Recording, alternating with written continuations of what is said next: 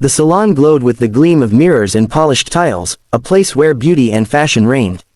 Stylists in black aprons moved with practiced ease, the sound of hairdryers blending with the faint notes of background music. The air smelled of expensive sprays, shampoos, and a hint of coffee from the waiting area. Amid the chatter of women gossiping about their lives, laughter, and the rhythmic snip of scissors, the glass door swung open, and in stepped an elderly woman who seemed entirely out of place. Her thin shawl clung to her shoulders, her shoes were worn from years of walking, and her hands, knotted with age, clutched at the handle of her cane as though it were the only thing holding her steady. Her eyes scanned the room with a kind of desperation that immediately silenced her own heart. The women waiting looked at her with mild curiosity, but she ignored their stares, searching for the person she had come to stop. At the far end of the salon, perched confidently in a tall leather chair, sat a young woman with perfectly styled hair and bright red lipstick. She was leaning forward, scissors in hand, snipping through long, dark locks that spilled like silk into her lap. Each cut seemed to pierce the old woman's chest. "Stop!" The cry tore from her throat before she even realized it. The sound echoed too loudly in the spacious salon, drawing every eye to her. The stylist paused, the dryers seemed to hum quieter, and for one breathless moment, the world stood still. The young woman with the scissors looked up, annoyed at the interruption. "What are you doing here?" she snapped, her brow furrowed. She knew exactly who the old woman was, but her voice was cold, as if she were addressing a stranger who had wandered in by mistake. The mother stepped closer, her frail legs trembling, but her voice carried the weight of something deeper than mere panic. "Please, don't cut it anymore. I beg you, stop." The girlfriend tilted her head, amusement flickering across her face. "It's just hair. Why are you making such a scene?" She lifted another section, combing it between her fingers, the scissors poised to slice again. The old woman's chest heaved, her breath coming short. She stumbled forward, ignoring the sharp looks from the receptionist who wanted to intervene, ignoring the whispers that swelled behind her back. Her eyes were fixed only on that pair of scissors. "It isn't just hair," she said, her voice breaking. "That hair is the last promise my son made to his father. He swore to keep it in his memory after he died. You cannot take that from him. You cannot cut away his father's blessing."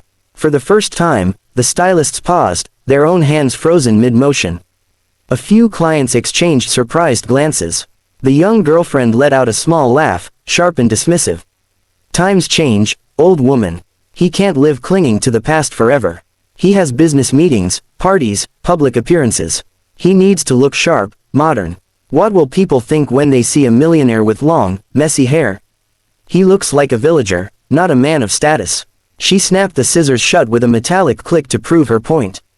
The mother's legs gave way, and before she could stop herself, she fell to her knees on the shining floor. Gasps spread across the room, but she did not care. Her tears blurred her vision as she reached for the girl's arm, her trembling fingers brushing against the scissors. "I'm begging you, child. Please. This isn't about money, or image, or fashion. This is about respect, for a man who raised his son with love, who passed away with only one wish left in this world. That hair is sacred to us. Don't destroy the last piece of him that remains." The young woman faltered for only a second, her expression flickering with something almost like unease, but then her lips curled again in defiance. "Sacred? It's just dead strands on his head. Don't be so dramatic." She yanked her arm free, standing taller, the scissors glinting under the bright lights. "If he listens to you, he'll never move forward. He needs me, not old traditions." The salon was silent now. Even the blow dryers seemed muted, as if the machines themselves were listening. The old woman remained on the floor, her shawl pooling around her, her tears dripping onto the tiles. Her hands clasped together as though in prayer. "If you cut it, you cut his father away from him. You cut me away from him. Please, don't make me watch this." Her voice was no longer strong, but it carried a weight that pressed against every soul in that room. For a moment, everyone waited to see what the young woman would do. The girlfriend raised the scissors again, her jaw set, determined to prove her control over her boyfriend's life. The steel shimmered under the ceiling lights, sharp and merciless.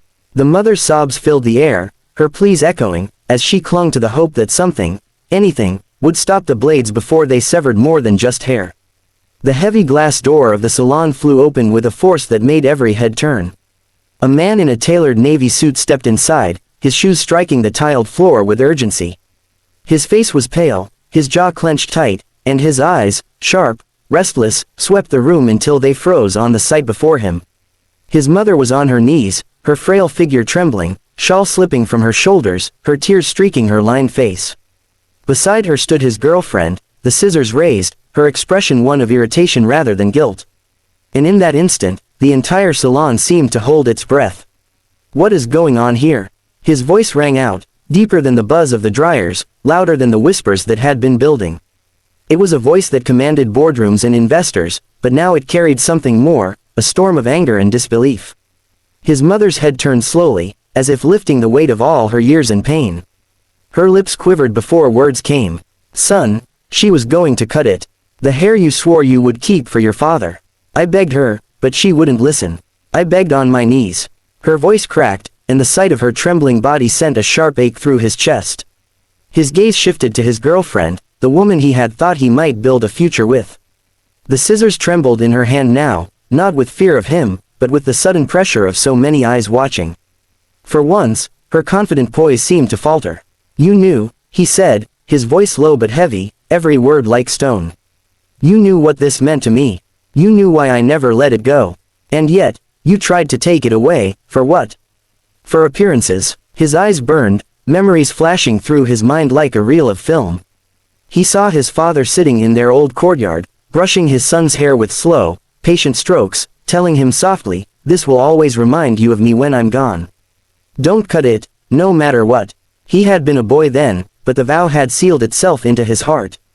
The girlfriend opened her mouth, her words sharp, defensive. "I was only trying to help you.